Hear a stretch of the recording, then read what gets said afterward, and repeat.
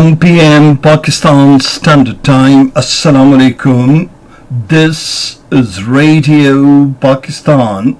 The news read by Daman Zaman. The headlines.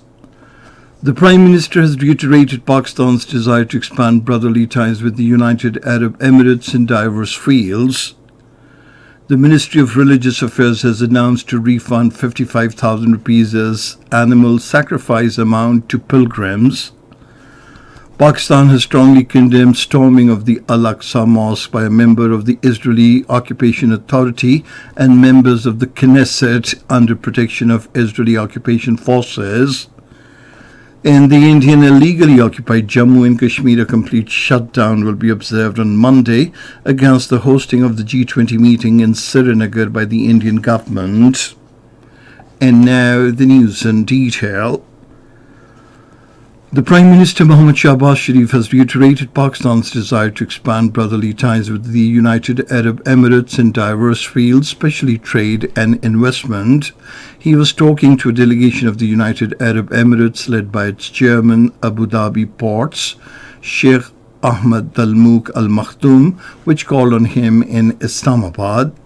The Prime Minister said Pakistan attaches great importance to its ties with the United Arab Emirates and welcomes the keen interest of the visiting UAE delegation to invest in the ports and shipping industry of Pakistan.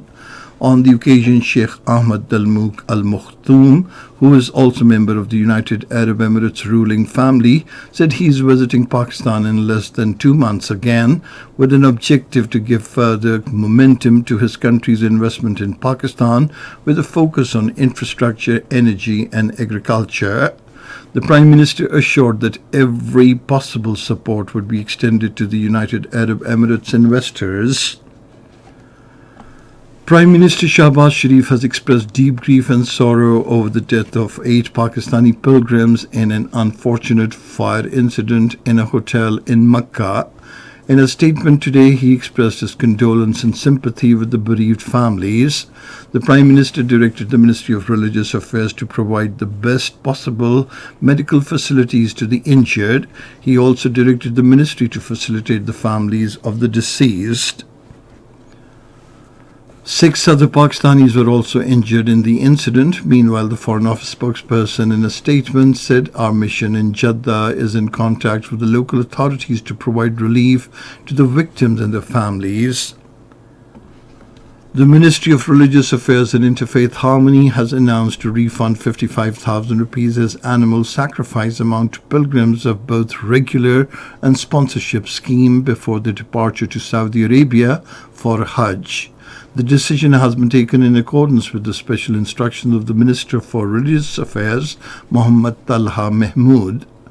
The ministry advised the pilgrims of both the schemes to collect 55,000 rupees from the respective bank branches before their departure for Hajj.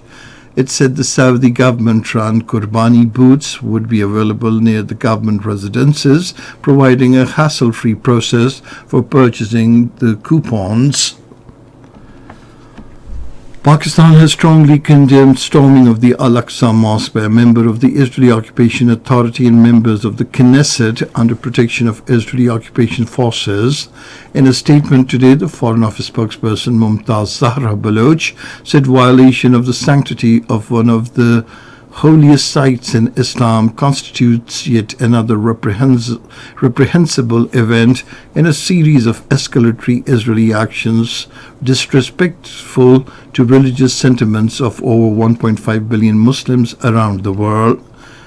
Mumtaz Zahra Baloch said Pakistan reiterated that such acts are inconsistent with the right to freedom of expression and religion or belief of the Palestinian people, defying all humanitarian and human rights laws and norms. In the Indian illegally occupied Jammu and Kashmir, the All Parties Hurriyat Conference has urged the Kashmiri people for a complete shutdown in the occupied territory on Monday against the hosting of G20 meeting in Srinagar by the Indian government. The call for the strike has also been supported by the Azad Jammu and Kashmir government, political leadership and parties of AJK and Pakistan, while the Kashmiri diaspora will hold anti-India protest rallies and demonstrations in world capitals, including the United Kingdom and the United States, to denounce the Indian move. The incarcerated chairman of the All Parties Hurriyat Conference, Musarrat Alam Bhatt, in his message from New Delhi's infamous Tihar jail, said by holding the G20 meeting in an internationally recognized disputed territory, the Modi government is attempting to hoodwink the world about the real situation in the Indian illegally occupied Jammu and Kashmir and legitimize its illegal actions of August 5th, 2019. The United States will support its Western allies to support Ukraine with advanced fighter jets, including American-made F-16s, in a major boost for Kyiv. The American National Security Advisor Jake Sullivan, in a statement, said the American troops will also train Kyiv's pilots to use the jets, and President Joe Biden has informed his G7 counterparts of the decision at the bloc summit in Japan. Ukraine's President Volodymyr Zelensky has hailed the move as a historic decision. Cricket. The third unofficial one-day international will be played between Pakistani and Zimbabwe A cricket teams in Harare tomorrow. The match will start at 12:15 p.m. Pakistan Standard Time.